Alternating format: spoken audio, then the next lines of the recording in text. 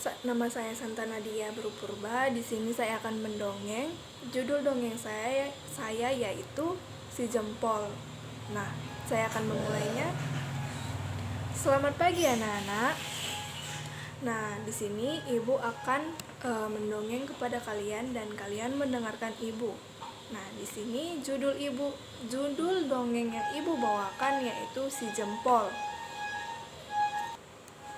Nah, di sini si jempol maksud ibu bukan jempol tangan kita, tetapi di sini anak kecil yang hanya besarnya sebesar jempol. Nah, kalian ingin mendengarkannya lebih lanjut, ibu akan memulainya.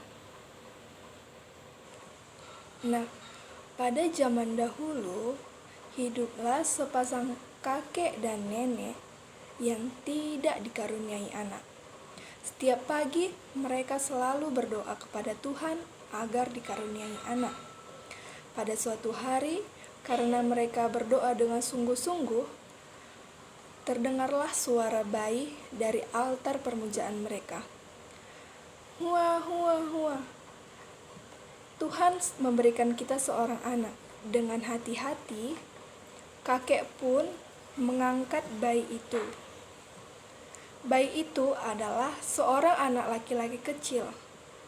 Manisnya bayi ini, kata si kakek. Kakek dan nenek senang sekali bermain dengannya dan membuat pakaian. Tetapi bayi itu hanya sebesar jempol. Nah, tidak membesar lagi. Kakek dan nenek menamakannya si jempol. Walaupun kecil, anak itu sangat periang. Tetapi anak-anak yang di dekat rumah mereka sering mengganggu si jempol dengan melemparkan seekor katak kepadanya. Ketika si jempol pulang, ia menangis. Kakek menanyakan kepada si jempol, kenapa kamu menangis? Si jempol pun menjawab, mereka mengganggu aku, kakek. Nah, kakek memberinya semangat. Anak laki-laki tidak boleh menangis. Pada suatu hari, si jempol berkata kepada kakek, walaupun badanku kecil, aku ingin menjadi seorang laki-laki yang kuat dan tak terkalahkan. Karena itu, aku akan pergi berlatih tapa dan menjadi kuat dan pergi ke kota.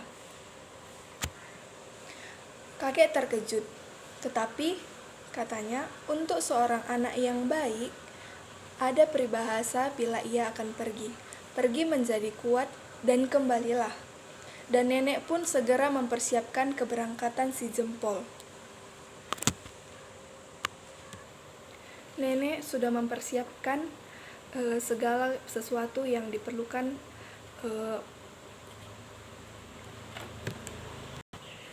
mempersiapkan keberangkatan si jempol, mulai dari alat-alat dan baju kimono yang baru kepada si jempol.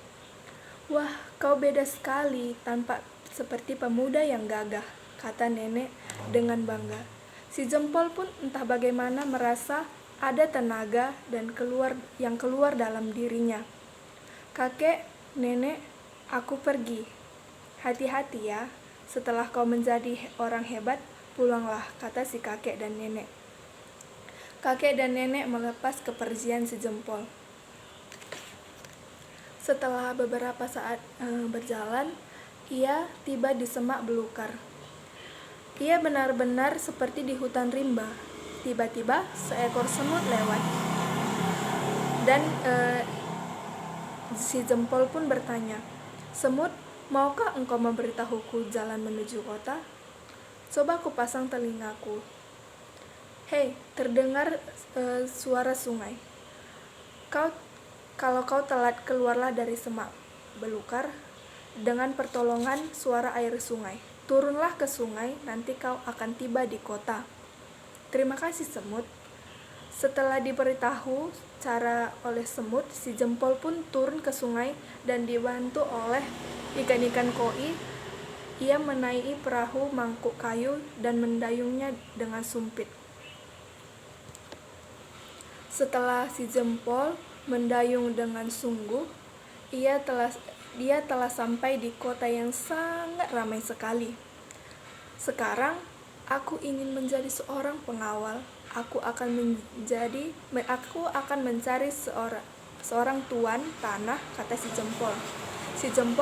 Si jempol berjalan keliling kota dan akhirnya ia tiba di sebuah rumah yang sangat indah. Permisi, aku ingin memohon sesuatu kepada Anda. Mendengarkan suara yang keras dari dalam gedung, keluarlah seorang tuan dan putrinya.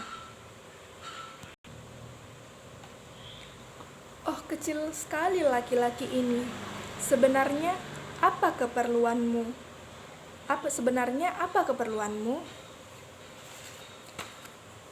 Ya, jadikanlah aku sebagai pengawalmu. Menjadi pengawal? Apa bisa yang kau lakukan dengan badanmu yang begitu kecil? Tuan tanah itu melepaskan tawa yang sangat takjub. Walaupun badanku kecil, kepandaian dan keberanianku tak akan terkalahkan oleh siapapun. Pada saat itu, seekor lebah datang dan menyengat wajah sang putri. Si jempol dengan cepat menarik pedangnya dan mengusir lebah itu dengan menusuk sayap-sayapnya. Oh, terima kasih, Ayah, jadikanlah dia pengawalku. Walaupun kecil, kau adalah seorang laki-laki yang pemberani. Mulai sekarang, jagalah putriku. Begitulah akhirnya si jempol menjadi seorang pengawal sang putri. Pada suatu hari, putri berangkat menuju kuil. Tentu saja si jempol menemaninya, tetapi betapapun cepatnya ia berjalan, sang putri pasti tak akan terkejar. Putri pun berjalan sambil memasukkan si jempol ke dalam lengan bajunya. Akhirnya, tiba-tiba di setapak gunung muncullah seorang monster yang sangat menakutkan. Hei, tunggu! Anak perempuan itu akan kubawa pulang dan kujadikan istriku. Monster itu menangkap sang putri dan si jempol yang bersembunyi di lengan kimono sang putri segera melompat dan menusuk monster tersebut dengan jarumnya. Putriku yang cantik dikawal oleh si jempol. Sakit, makhluk sombong, teriak monster tersebut yang tertusuk oleh jarum. Dia menelan si jempol. Karena si jempol ditelan, putri pingsan. Tetapi walaupun berada di dalam perut monster, si jempol terus berusaha. Aku akan membunuh monster jahat ini dengan pedangnya si jempol. Dengan pedangnya ia menusuk perut monster tersebut. Sakit, tolong. Karena tidak bisa menahan rasa sakit, akhirnya pun monster menangis. Monster itu kesakitan karena tidak tahan oleh tusukan jarum si jempol. Ia jatuh tersungkur. Saat itulah ia tergelincir jatuh dari tebing yang sangat curam. Si jempol dalam sekejap melompat dari perut monster tersebut dan menolong putri. Maka dari itu, monster tersebut lari ketakutan. Nah, dia sembari dengan itu, monster meminta maaf kepada si jempol dan berjanji tidak akan berbuat jahat lagi kepada orang lain. Si monster pun berkata, "Ya, aku akan berjanji. Sebagai tanda janjiku, kuberikan palu kecil berharga milik keluargaku." Para monster itu sudah jauh sekali berlari. Jempol, terima kasih. Si jempol pun berkata, "Palu kecil ini apa?" Palu kecil ini adalah milik keluarga monster. Nah, apa yang akan kau minta akan dikabulkan. Wah, ajaib sekali. Jempol, apakah engkau mempunyai suatu keinginan? Ya, aku ingin menjadi manusia normal. Itu ide yang bagus. Ayo cepat goyangkan palu ini. Ketika si jempol menggoyangkan palu, si jempol berubah menjadi besar. Oh jempol, kau adalah seorang pria yang tampan. Putri dan si jempol bersama-sama. Kakek amat terkejut melihat si jempol yang telah menjadi. Ketika si jempol berubah menjadi pria yang tampan dan gagah, mereka pun bersatu, dan tuan tanah tersebut merestui hubungan mereka, dan mereka pun melanjutkan kehidupan mereka dengan baik.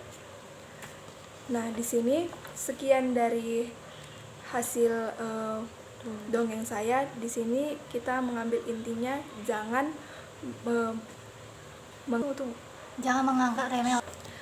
menganggap remeh dengan seseorang yang memiliki badan yang kecil. Belum tentu badan kecil itu mempunyai kekuatan yang kecil juga, tetapi kita melihat kebanyakan badan yang kecil itu mempunyai nyali yang kuat. Sekian dari video saya, terima kasih.